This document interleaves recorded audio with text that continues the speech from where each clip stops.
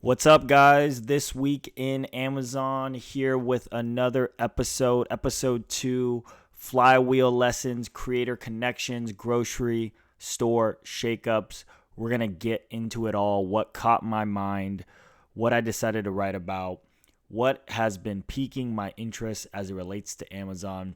For those of you who don't know, this is a weekly series I'm doing based off of the writing that I've been doing online, talking about Amazon, all of the little tidbits and interesting anecdotes that are coming in the news, coming from Amazon. All of this stuff interests me. Worked there for 7 years, so I'm excited to dive into it. This week, we are going to talk about Amazon's Flywheel and how it relates to a recent news article that Walmart introduced related to how they are removing thousands of third-party health and beauty listings from its marketplace, reported by The Information. So a lot of things to digest here. So for reference, for those of you who don't know, Amazon has a free marketplace, is what a lot of people consider it, which means anyone can go on Amazon, create an account, and sell any brand or product that they want. So as a seller, you can sell Nike shoes, you could sell Olay face lotion, you could sell whatever. This is sort of what people mean by free marketplace. And Walmart had sort of a similar philosophy as to Amazon when it came to dealing with these third-party sellers until recently. So an online merchant, Tracy, was selling things like Olay moisturizer, Copper Tone sunscreen, Dr. Squatch deodorant. Again, for those of you who don't know, you can really tell who is selling the product by going to a listing and seeing shipped and sold by. If it's from Amazon.com, this means this is pretty legit. This is from the manufacturer direct, Olay, which is a very big brand. But this could easily say Tracy Shelley LLC, whoever it is. And so the reason why Amazon decided to do this, as well as Walmart, is because of this flywheel. This flywheel image was shown to me at Amazon for years. It frequently came up in meetings, in slides. This is all about increasing growth on the platform. And so I'm just going to break it down. It's very simple, but it's really, when you think about it, it makes a lot of sense. So customer experience, a great customer experience leads to more traffic. More traffic leads to more sellers because there's a lot more opportunity. More sellers means there's more selection. Selection in this context means more options to choose from, more products to choose from, more sellers. If there's more sellers, there's a lower cost structure.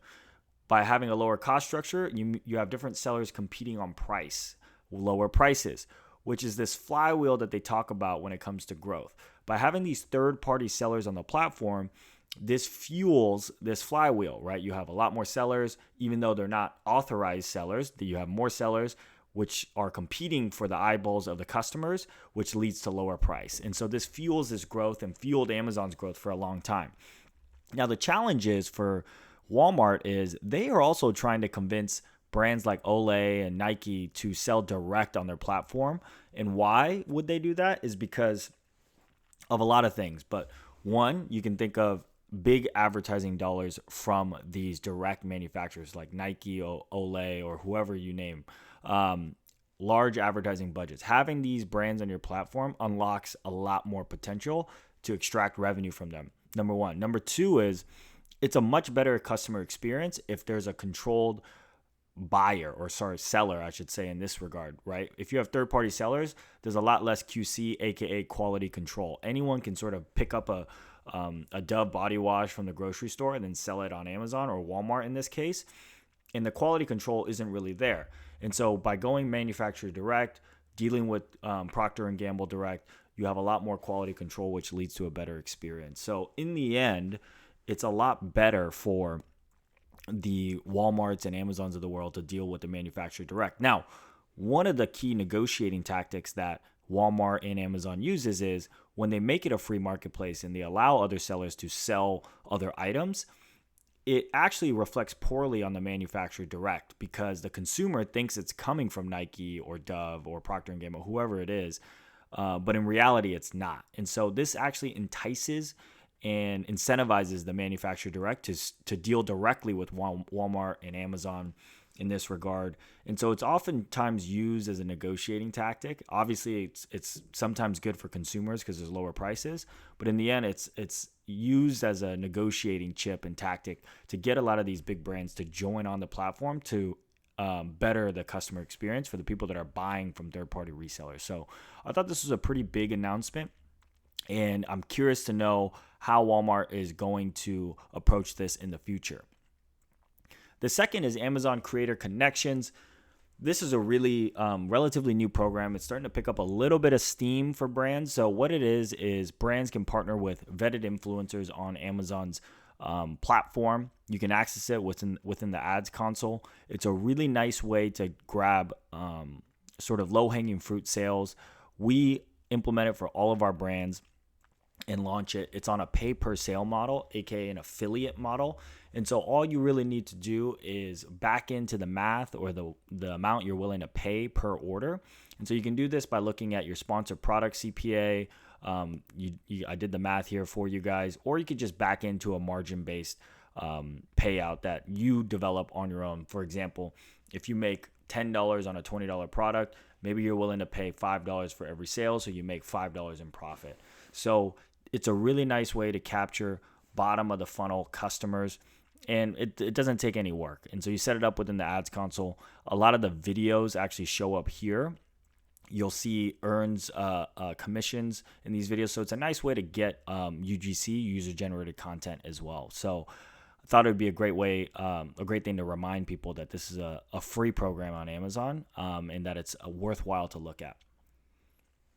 Best Buy. We haven't heard from Best Buy. I remember I used to go there as a kid and wait in the lines for Black Friday and buy all those DVDs and things like that.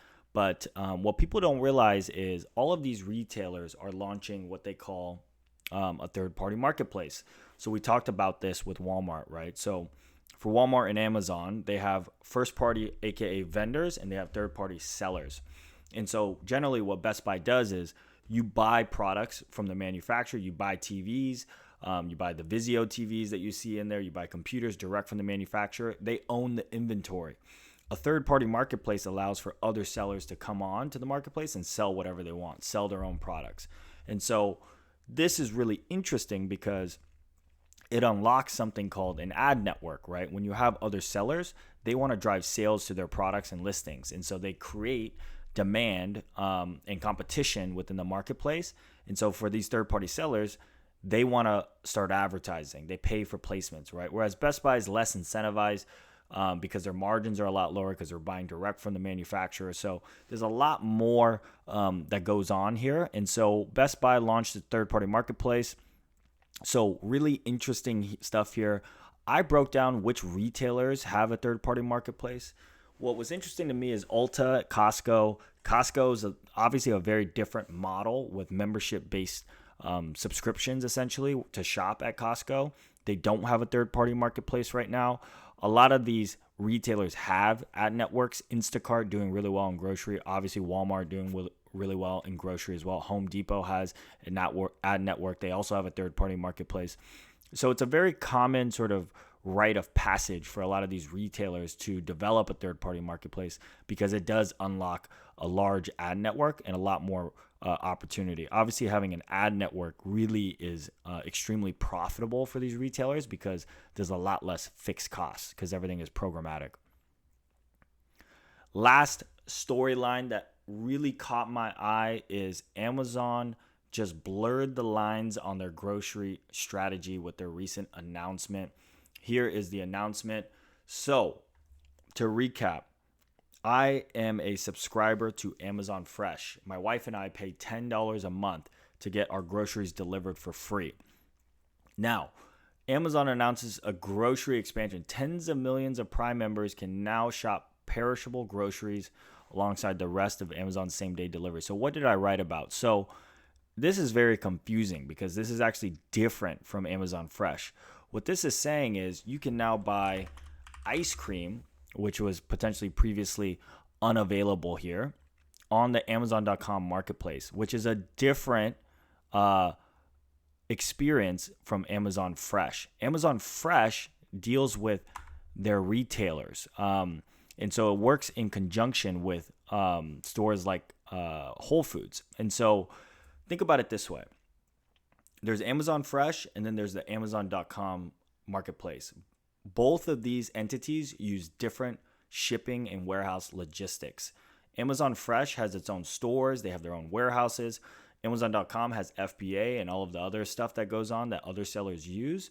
And so these are two separate living business units. In my mind, it's really confusing as a consumer, obviously. But from an Amazon perspective, I see this vision of where they're going. They want to sort of eliminate these two separate business units, right? Why would I pay $10 a month to have my groceries delivered when I could just order it from Amazon and get it delivered same day? And so eventually I can see sort of these two business units being synonymous with each other or essentially intertwined, right? And so right now, instead of having to buy my kale through Amazon Fresh, I should be able to just buy my kale on the website, right? And then get my kale delivered the same day, pick my delivery date or delivery window like I do with Amazon Fresh. And so it's a bit confusing to the customer right now. It's also confusing internally.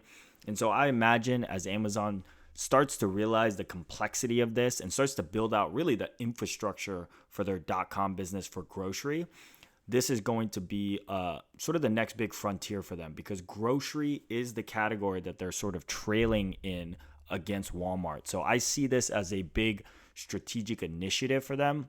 I'm very fascinated to see what comes out of this over the next couple of years.